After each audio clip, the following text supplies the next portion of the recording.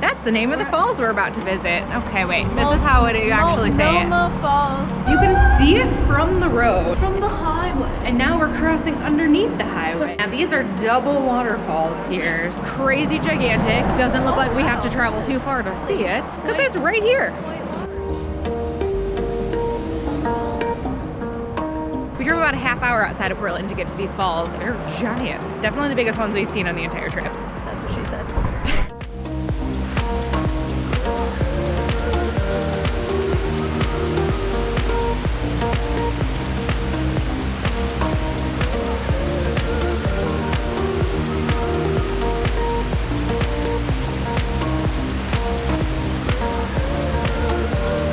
We're gonna walk up to the bridge that you see halfway through and see if the view is any different from there.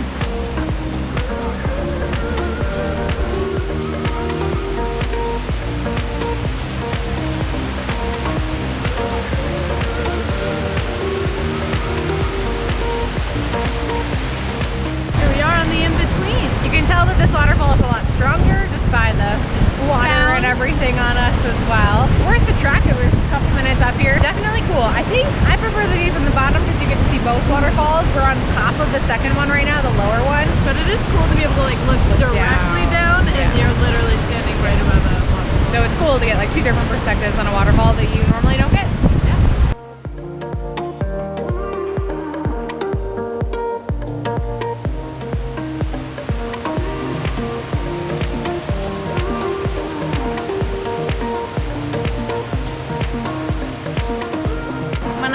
Falls was great, actually. It was really close to the road. It's really easy to get to and only about a half hour away from Portland, so definitely worth a stop if you're in the area. I think there's public transit that comes here as well, but we just took our rental car and made our way, and now we're going on to We have like 5 different destinations, so we don't know where we're going next, but one of them. Stay tuned. We're going somewhere.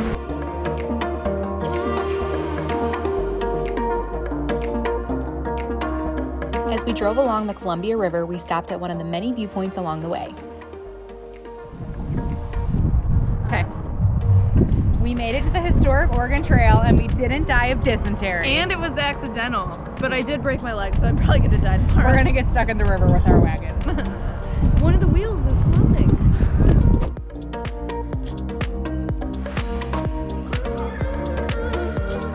After our quick stop, we headed to our next destination. Or at least we tried to.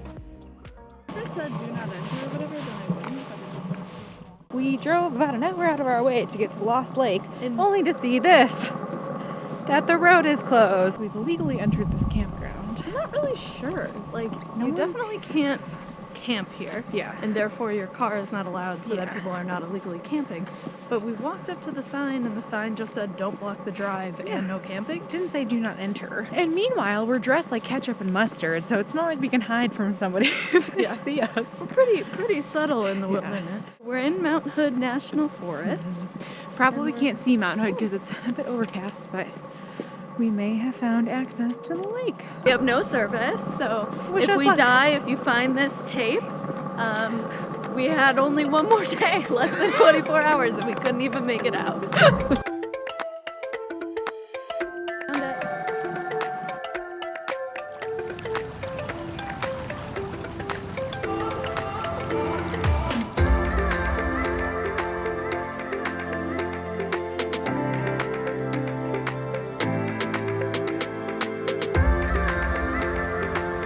Lucky for us, the clouds cleared up for just long enough to give us a great peek of Mount Hood.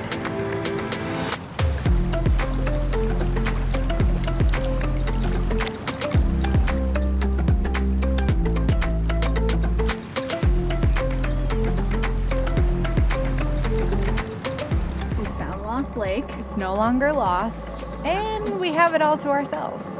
And we definitely understand why it's called Lost Lake. Because it takes a long time to get up here. You're gonna think that you're lost, and in our case, you probably were.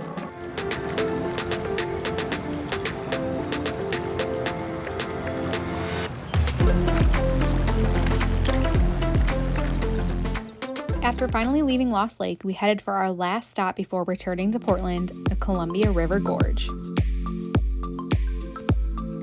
According to the internet, the Columbia River Gorge is a canyon at the Columbia River. Up to 4,000 feet deep, the canyon stretches over 80 miles and forms the boundary between the state of Washington to the north and Oregon to the south. There are many viewpoints to choose from, all of which offer spectacular views, but my personal favorite stop had to be the Vista House at Crown Point, which serves as a memorial to Oregon pioneers.